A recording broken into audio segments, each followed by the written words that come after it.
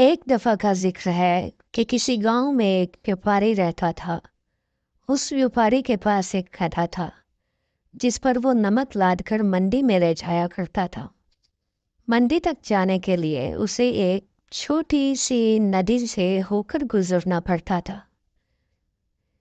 एक दिन वो नदी पार कर रहा था कि गधे का पैर फिसला और वो नदी में गिर गया।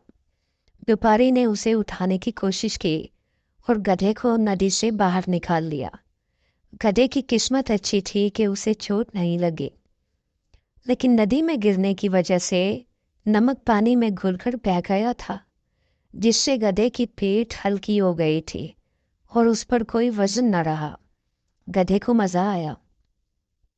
व्यापारी ने यह देखकर घर वापस जाने का इरादा किया, क्योंकि अब मंडी जाने का कोई फायदा नहीं था।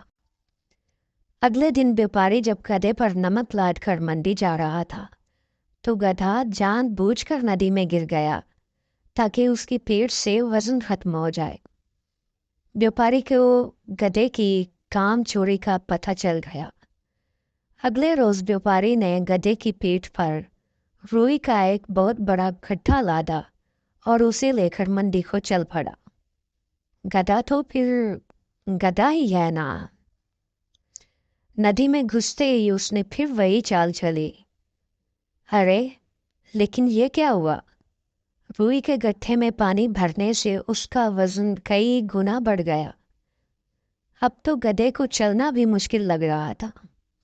जब गधा चल न पाया तो व्यापारी ने डंडे से उसकी खूब पिटाई की। फिर गधे ने पानी में गिरने का कभी सोचा भी नहीं।